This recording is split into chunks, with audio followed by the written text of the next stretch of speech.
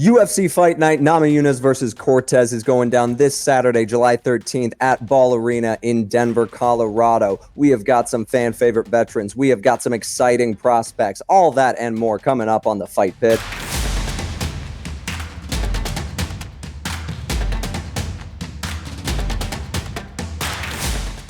Welcome back into the Fight Pit, everybody. My name is Kyle, your second favorite person in the pit, and I am joined, of course, by Drew, your first favorite person in the pit. We are going to be talking about all things UFC Fight Night, Namajunas versus Cortez. Drew, you know it's true. Come on now. Come on now. You bring the thunder. You always do. Oh, my gosh. This card is exciting. We are here. We are all here. This is an equal opportunity fight. All right, I'll accept it. This card's going to be fun. It's going down in Denver. I'm going to be there. It's happening on my birthday. So if you're there, say what's up. I'll be there. We've got just some really fun names on this card. Joshua Van is fighting on the prelims. He is one of my favorite flyweight prospects right now. Jasmine Jasudavicius, obviously winner of like all-time cage fighter name, but also absolute dog. Her fight against Fatima Klein is going to be so fun. Then you got Montel Jackson and Damon Blackshear facing off at bantamweight. That is a blast. That's wild. Bro. Dude, the fact that you have two like certified finishers, one's a KO artist, one has just the wicked submissions. That's going to be fun as shit. And of course, Andre Petrosky. I love Andre Petrosky so much. I have to shout out Andre Petrosky. You can't not. Dude, he's so fun. He is so fun. That's what's going on the prelims. Anything you want to highlight, Drew? You pretty much hit it, brother. Open it up with Montel Jackson versus Damon Blackshear is nuts. That is, I mean, definitely. I don't know what time the card starts. I don't know what the time difference is or anything. Rolling at 5 Mountain, I believe. 5 Mountain. Okay, so like pretty standard time. Not too much of a shift on that one. But yeah, definitely make sure you guys open it up. Montel Jackson, Damon Blackshear, then Josh Fremd, Andre Petrosky, and then 2 fights later, Joshua Van versus Charles Johnson. Charles Johnson, shout out, big fan. I want to get that guy in here to bullshit with us. And then the prelim featured fight, Jasmine Jasudavicius and Fatima Klein is Fatima Klein. I don't know if it's Fatima or Fatima. I'm not sure. Fatima Klein undefeated, making her debut. Dude, sick prelim card. All things considered, you know, we always have fairly low bar for the fight nights, and people have been really like hammering that fact in that you know they want to do away with fight nights, do away with Apex, do away with anything that isn't a UFC 300 card. Get out of here. You just don't know what you're looking for if you're asking for that kind of stuff, because there are fights on this card. I would take this card on a Saturday when there's nothing else going on than to just have. I love all sports. I'm a sports nerd. I'll watch baseball all day. I'll watch football all day. I'll watch basketball all day. It's just not watching fights all day. There's nothing comes close. There's nothing quite like it. If you have a full Saturday of football, college football, baseball, basketball, hockey, whatever the case may be, I'm still like, dude, it's Saturday. Where's the fights, bro? For real. Oh my gosh. Now we got to talk about some of these fights a little more in depth. We're going to be focusing on the main card as usual with fight nights. We've got 2 fights we're going to preview for you before we get to our co-main and main event. Real quick, I do want to shout out Cody Brundage. He is taking on Abdul Razak Al Hassan. Look for a freaking finish. Someone's going to sleep in that one. That is such a fun fight. I have no idea where that's going to go because, like, obviously you can never count out Cody Brundage, but Abdul Razak Al Hassan has power, and I mean real freaking power. He has only won by knockout. That's it. In his 12-6 record, 100% of those 12 wins, knockouts. So that is a fun fight. That's a dark horse for fight of the night for sure. Real quick, Got too into it. Got too into the power. The power of those middleweights. That's such a good fight. Oh my god. That is a ridiculous fight. That's a ridiculous stat too. Both of these guys are coming off of losses to prodigies. Hassan, Joe Piper, and then Cody Brundage, Bo Nickel. They both lost by sub. But dude, you have 10 wins by Cody Brundage, and 8 of them are finishes as well. Man, if it's not an Al Hassan knockout, it's gonna be a Cody Brundage finish. This one, that's all I have marked for this one. Under 2.5. That's the only thing. Guaranteed, absolutely guaranteed. Now let's talk a little bit about the rest of this card. On the main card, we have Julian Erosa taking on Christian Rodriguez. Listen, this one's a little bit kind of tale as old as time. Julian Erosa has been around. We know him. We love him. You know, you kind of look at this fight and it's a tale as old as time. Julian Erosa, you know, he has been around. He has fought quite a bit, especially in the UFC, and against some pretty solid names. He's fought Alex Caceres, Hakeem Dawodu, won against Hakeem Dawodu, like Charles Jourdain. He has been there, done that, and seen a lot of really high-level competition inside the octagon. Now, he is coming off of going 50-50. He lost a fight to Fernando Padilla. Yep, Fernando Padilla. And then just coming off of a win over Ricardo Ramos. It's interesting to me looking at this fight because I think there is a pretty good way for Julian Erosa to, you know, kind of get a decision out of this because he has a huge reach advantage. He like very big for the featherweight division. He is 6'1", big leg reach, like really solid reach on his hands as well. So there is a very real chance that he is able to pick apart Christian Rodriguez from the outside, kind of, you know, stay away, to pick and choose his shots and frustrate Rodriguez into, you know, maybe making a mistake, opening himself up to a takedown, a submission, a big shot, what have you. But I think Julian Erosa definitely wants to try and keep this technical. He wants to try and keep this fight on the outside. Now, on the other side of it, Christian Rodriguez wants to make this dirty boxing fight. He is going to want to get inside because he's got to get rid of that leg reach advantage for sure, and also make sure that he can land his shots. He wants to fight in a phone booth with this. And I think there is a very real world where he's able to do that very successfully because, and we love Christian Rodriguez on this show. Like, I don't want to try and like convince you anything less than we love C-Rod on the fight pit. And I've gone back and forth on this one a few times. I would say sprinkle just a little bit of on Erosa by decision because he is savvy, he's crafty. This is, you know, a big step up for C-Rod in terms of this is a guy with a lot of experience, a lot of, you know, very good fight IQ, as we say all the time here. And so sprinkle a little bit on decision for Erosa, but in the end, I'm going to go with Christian Rodriguez. I'm going to, what am I thinking? I think it's a finish. I think he takes it. I think he takes it on a submission. I honestly think Erosa is going to kind of get tired of that, you know, up in your face, elbows, dirty boxing, and try to take this fight to the ground. And in that case, I like Christian Rodriguez being able to kind of sneak a submission in there because his ground game, pretty underrated and pretty damn good. Moving right along, we have got a pretty fun welterweight bout. We're not going to get too big into it. We got Gabriel Bonfim taking on Ange Loosa. Bonfim is a pretty big favorite, -300, I believe. It makes sense. There's, you know, grappler versus striker. He's going to be able to get him down. He's going to be able to get some submissions going. And it's not to say that Ange Loosa is not Ange Loosa. I'm not sure. It's not to say that Loosa is not adept at grappling. You have to be in the UFC. But Gabriel Bonfim just has that, you know, scary kind of grappling where you're like, if you're not on your absolute A game with your takedown defense, and if you're not on your absolute A game with how much space you're allowing, how good your submission defense is, if you get to the ground, Gabriel Bonfim is going to find a way to make you tap. So keep an eye on that one. Definitely get a little bit of, Bonfim by submission in there because that's what he likes to do. And I think he's got a good opportunity to do it.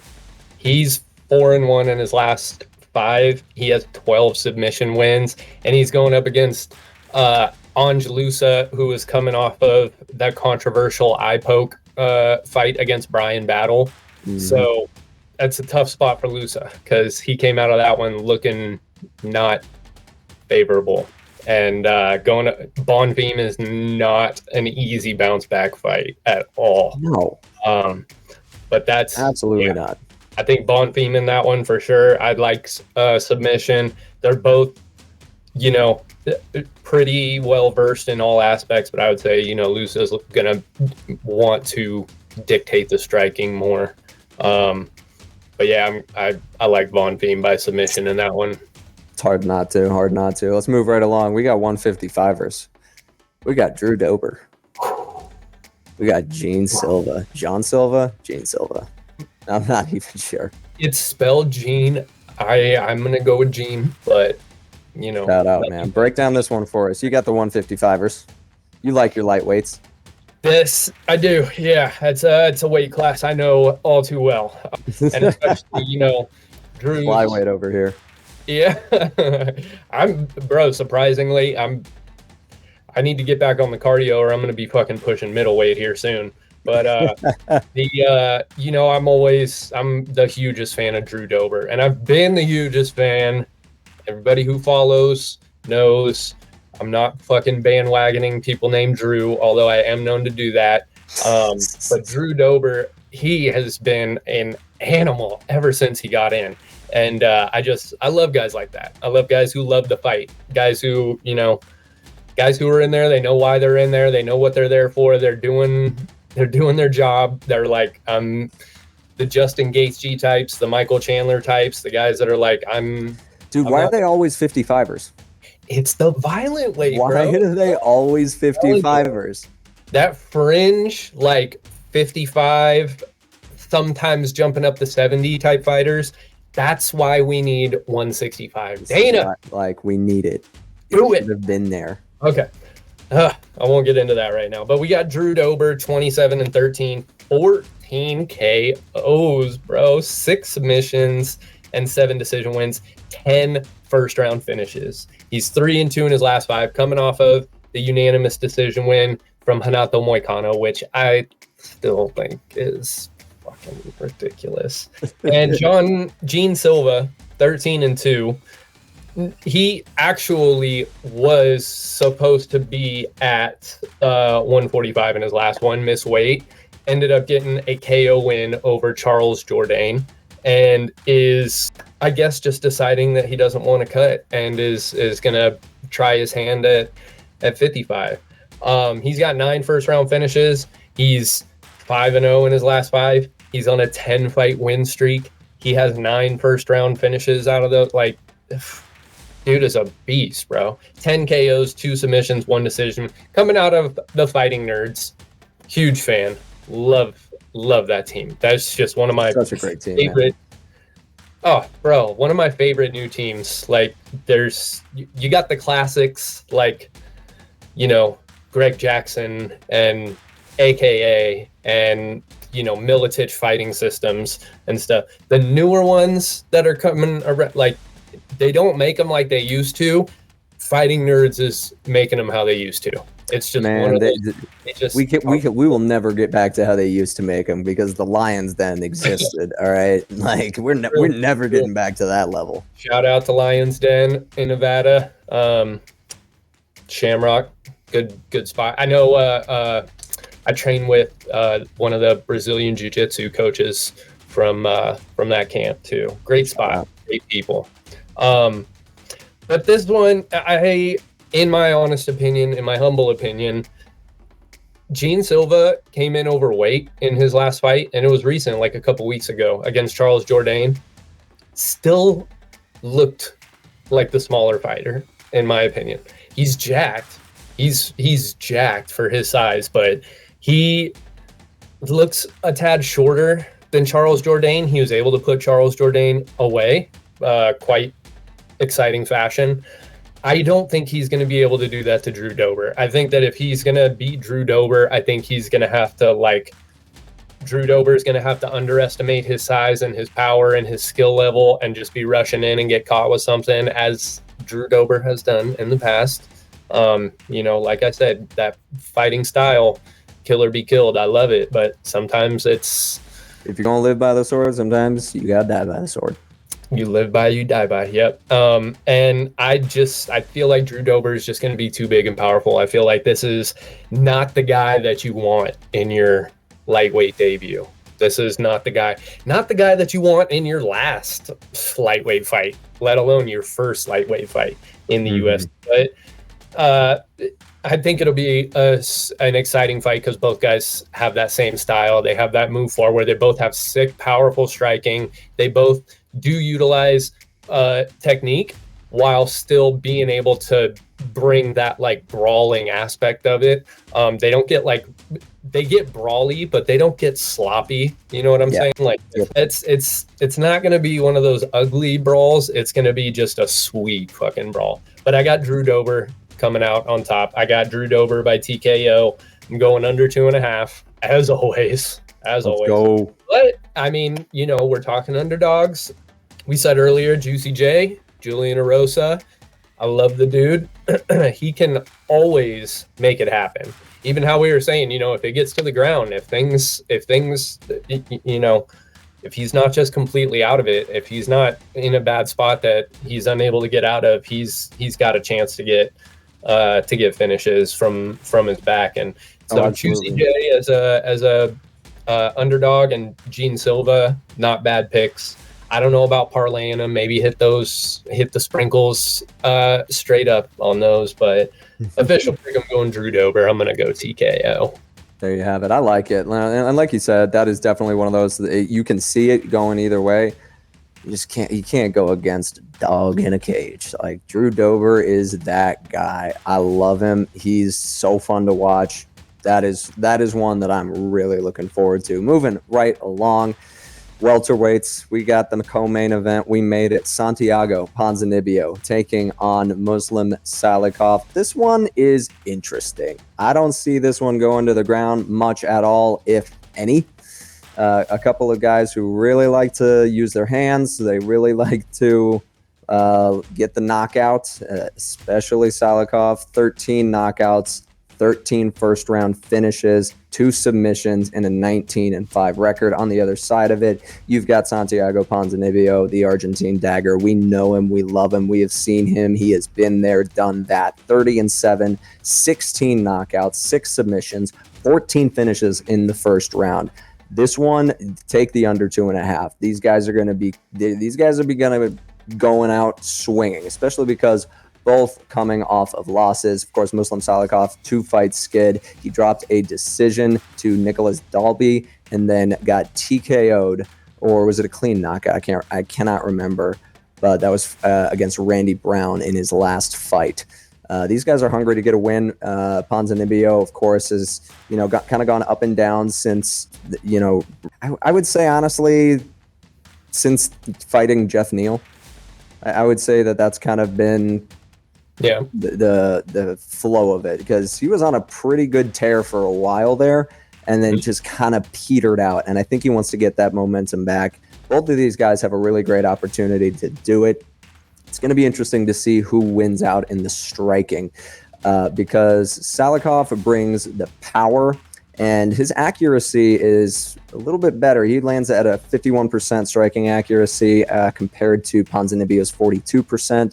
The thing with Ponzinibbio is its volume. He has a ridiculous 4.9 significant strikes landed per minute. He does take quite a lot back. 4.67 significant strikes absorbed. On the other side of it, Salikhov, for what it's worth, he's coming off of a knockout finish loss, but he does do a better job of protecting himself. He only absorbs 2.94 significant strikes per minute, lands at a 3.36 clip. Their takedown average does not matter. This fight's not going to the ground unless somebody gets completely rocked and panic shoots. That's when it's going to the ground. As far as when this finish is coming, because I do see it going to a finish, keep an eye on the later rounds. Both of these guys take a little bit of time more recently to get going. I know we've talked a lot about the first round finishes. However, keep an eye on this one to maybe sneak into the later rounds, especially if it is Ponzinibbio, which I think it will be. I feel like he's going to bounce back. He's just too damn good. And I don't necessarily know if it'll be a clean knockout or a TKO, but I'm gonna go with a TKO. I'm gonna give a little bit of benefit of the doubt. If I knew for sure if it was a knockout on his last fight for his loss, I would say a knockout, but I'm not sure. So I'm just gonna say Santiago Ponzinibbio. Give me a second. Give me a third round TKO. Give me third round TKO. We're going late. Late. I like it. I have I believe it was listed as just a straight KO by Randy Brown. So I can't remember what it was, but in the books it went down as just a KO. So we'll call it a fairly clean a fairly clean knockout in that last one. So I don't know if that changes things for you, but this one, like you said, dude, this is an odd one. That's an odd one. Couple things to keep in mind. Santiago Ponzinibbio has been in the top, upper echelon of welterweight in the UFC for so long, bro. Mm-hmm. For so long. I remember every time I hear his name, I remember there was a fight night that he was headlining. Can't remember against who, maybe like Tyron Woodley or something. There might have been a Cowboy Cerrone at one point. Like, he's fought everybody. It's been so long. I remember working like on a Saturday and having that on years ago, so long ago, dude. And he's been there, done that. He's seen it all. He's got 16 KOs. Bro, it was Sean Strickland in 2015. I just remember because I was like, I know there's an insane fight that he had with somebody who's not in the division. He beat Sean Strickland in 2015. That's ridiculous. He's been doing it so long. I can't even believe that he's still, lost to Kevin Holland, but who doesn't, right? That's not. Kevin Holland is game any freaking time you step into the octagon with him. Like, Kevin Holland is another one of those fighters. We found a welterweight. There we go. We found a welterweight. It was game. Yeah, and Ponzinibbio didn't look bad against Kevin Holland. Took it to I'm pretty sure that was a third round. That was a third round. So I mean, he can hang. He can still hang even with the Young Bucks. Another thing though, Muslim Salikhov is 40 years old. Like, it's the number that we hate seeing, but we always have to address it. He's 40. He's got 13 KOs. He's 19-5. He's 2-3 in his last 5, coming off of the knockout loss to Randy Brown. He's got one of those styles where he's just marching forward. He's throwing hard. He's not like wild. He's not super crazy. He does like to throw some unorthodox stuff in there. One thing that I always notice, because it's my favorite kick, and I've talked to, if any fighters that know me, they hate hearing it because I talk about it so fucking much. But he throws spinning back kicks, completely blind, just out of nowhere. And it's a I was telling somebody that I was cornering about it last year, and then the very next fight, Alexa Grasso took Valentina down off of one, and I fucking hit him in the Instagram DMs like, see, that's why. Every time you're throwing a spinning back kick, it's not a good technique to lead with. It's not a good technique to throw. When I say blind, I mean like with no setup, like you're just standing straight on and you just turn and throw a spinning back kick. Fantastic technique. Definitely don't want to lead with it. He does that often. So I think if Santiago Ponzinibbio can pick up on that read, and I think he can capitalize on it. If either of these guys lands clean, it could be over, No doubt. Oh yeah. Ponzinibbio, the thing that I notice about him is that he had, I think it was the his last win, Alex Morono, right? Yes. He had to. That's the one. He had to pull that out of the fire in the last round, and he's got one of those dog mentalities where, you know, even if he's down 2 rounds, he can still pull it out of the fire and you know, find his shots and find that second wind and, you know, get going if he's falling behind. But this one is just so tough to call. Like, do you go with it's so difficult to pick a 40-year-old to win, even though Santiago Ponzinibbio has been around a long time. He's been on a skid. He's been wavy. His last win was a come from behind win. His last fight was a KO loss. It's so difficult to give Salikhov the edge on this one because he's been around so long. He's also coming off of a KO loss. And it's like, you have those guys, those Randy Coutures, those DCs, those Dan Hendersons, who are able to still put it all together later on in their career. But when do they all inevitably hit that wall where it drops off? And it's like, when was it the Randy Brown fight that won? Was that the wall? I don't know. But I'm going to say you got to sprinkle a TKO on either of these guys, whichever way you like. I think it's a coin flip. I'm going to go youth on this one. I'm going to say Ponzinibbio by a TKO. I'm also going to say under 2.5 rounds, but I think it'll be second round because I think they're just going to have to beat the shit out of each other for a little while and just see who drops first.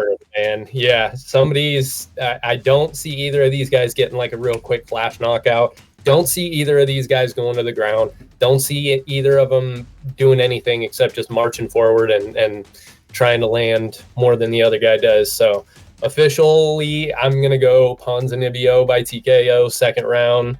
But I would, you know, betting wise, definitely be careful on this one because it's a tough one. It's a weird one. But I like the under 2.5. If you're betting wise, if you're looking for a sure thing, I like the under 2.5 on this one. Oh yeah, for sure. That's a fun fight. There's a lot of fights on here that'll be gonna be good. They'll be buying for fight of the night. This is a good part if you know where to look.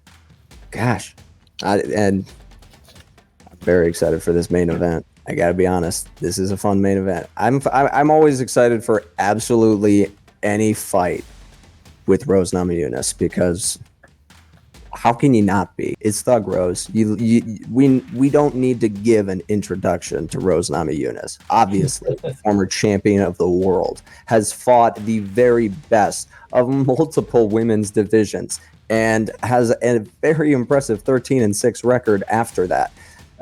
2 knockouts, 6 submissions, 5 first-round finishes, can get those decision wins, like is able to put those points together and win rounds. There's not much more not much more praise we can laud on Rose Namajunas. I'll throw some stats your way, I guess. We know what to expect. She has slick, clean striking. Her grappling is massively underrated, and it's probably because she doesn't use it as much, but that is okay because when she does, she's good. She is very, very good on the ground. Also, that's what she did, man. That's what she did coming into the fucking league. Like, people don't realize the ones who fell onto the bandwagon after Rose got the championship are like, oh yeah, she's a striker. It's like, no, you weren't there, man. Like, she will get your neck and choke your ass out. She is a full-blown mixed martial artist. Absolutely. Is one of those first prototypes of the complete mixed martial artist who trained, in a little bit of everything throughout, coming up through the sports and coming up into the regional ranks and obviously through Ultimate Fighter and all the way to the championship of the world. We have seen just complete mixed martial arts out of Rose Namajunas. And on the other side of the octagon, she has got a really game competitor who is stepping in on short notice. Tracy Cortez bringing in that impressive 11-1 record, 11-fight win streak. Her first loss was her first fight. 1 knockout, 1 submission, very much a decision fighter. Her average fight time in the UFC is 15 minutes. That tells you pretty much everything you need to know.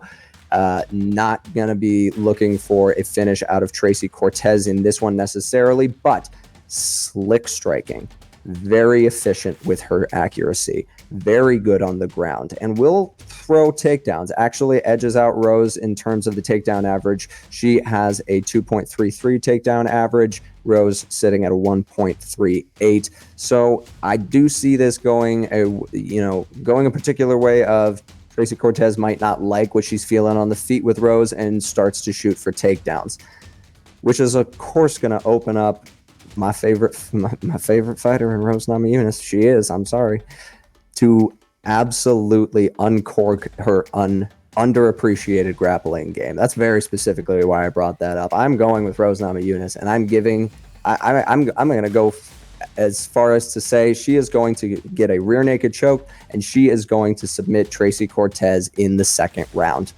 I like it. I don't know if I can confidently say the same.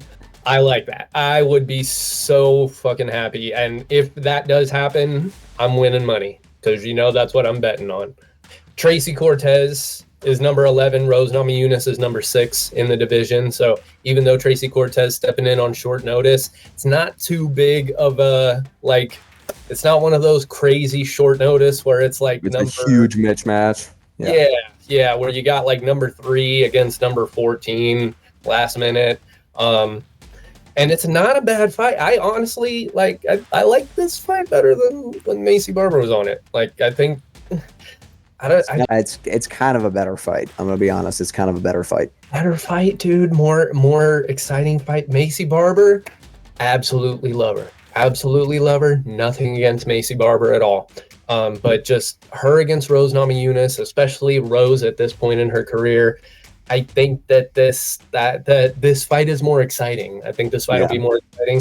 Tracy Cortez, they were marketing it as two Colorado natives fighting in Colorado, and it's like, all right. Oh, that's right. The only compelling thing about that. That makes sense. I forgot about that. 2 Colorado fighters. That was their way of selling this, and then they just kind of stumbled into a better main event. Because Maycee Barber, she trains in Sacramento now at Alpha Male, right? She's not even still here. Yeah, that's why I forget that, because I think, and she's again, from Greeley. She's from Cowtown. Oh, really? Smelliest place in the world. Well, you clearly haven't been to Turlock, California. Let me tell you that much. I have not. That's yeah. If you're from Turlock, California, and you're trying to find home, just follow the shit smell, bro. You will inevitably end up in Turlock, California, and everybody from Turlock knows that I am 1,000,000% right on that one. Enough about smelly cities. Back to the main event. Yeah, who's got the smelliest city in the UFC? Oh, dude, Tracy Cortez. Now this, I don't want this to come off as anything degrading or anything. She's a Mexican fighter. Mexican fighters are the toughest motherfuckers. And one thing that I have noticed, Brandon Moreno, Alexa Grasso, all of the Mexican fighters who came in as Ultimate Fighter prodigies and stuff coming out, like big names and stuff coming in, people that we knew, but kind of hit those ups and downs early. They have all been putting their boxing on another level lately. Alexa Grasso's boxing, Brandon Moreno's boxing. I hate to fucking bring it up. Brian Ortega's boxing. Brian Ortega's boxing has gotten so much better. They all have that just absolute dog in them, and it's like they're all going to working out together and working on their boxing together, because they're all flourishing in their striking, especially the people who are known for their grappling. And Tracy Cortez, she, like you said, average fight time, she's a decision machine. There's nothing wrong with that at all. Nothing wrong with it at all. It is part of the sport. It's mixed martial arts. People get pissy about decisions. I'm like, some of my favorite fights ever were decision fights. You just got to know what you're looking for, people. Michael Chandler, Justin Gaethje went there to you go. Jones Gustafson. Dan Henderson, Shogun Hua, 5-round decision. Jones Gustafson, 5-round decision. Robbie Lawler and Carlos Condit, just 5-round decision. Best remember that fight. I miss Carlos Condit so dude bad. I miss prime Robbie Lawler, dude. His fight with Rory McDonald. Prime all those guys, dude. The golden age, folks. The golden age. That era of the welterweight division was awesome.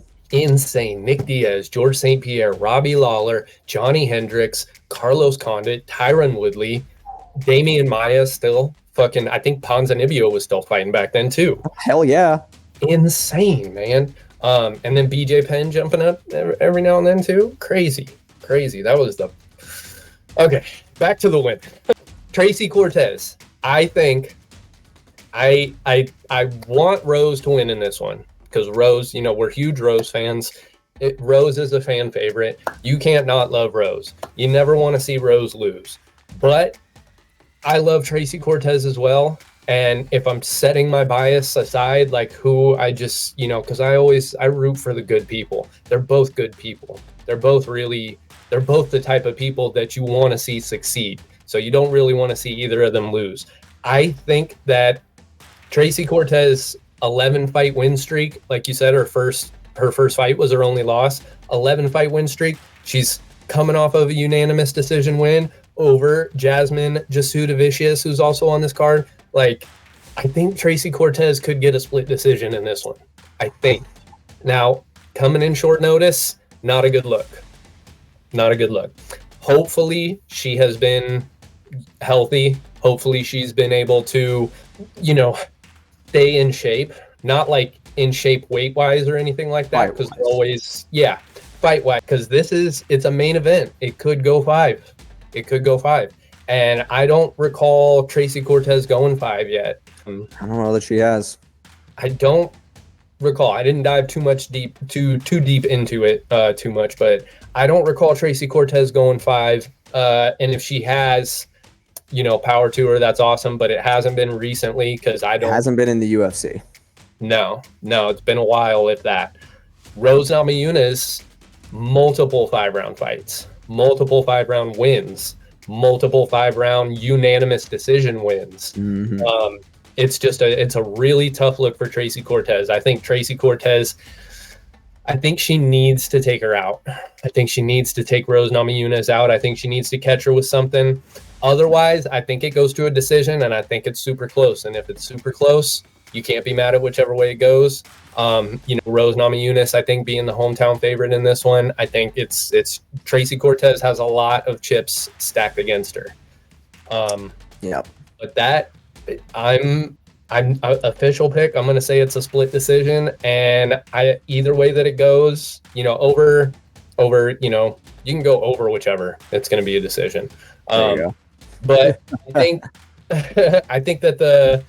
I think it goes to a split, and I really see Tracy Cortez having a chance at getting it done in this one. I think that if she's catching Rose at the right time, she's on a win streak, she's stepping in short notice, she's got that Danny Gay, rah going, just like, let's go, I'm ready, let's do it. I don't care if I'm going to Denver, I'm fighting in her hometown, I'm fighting on short notice.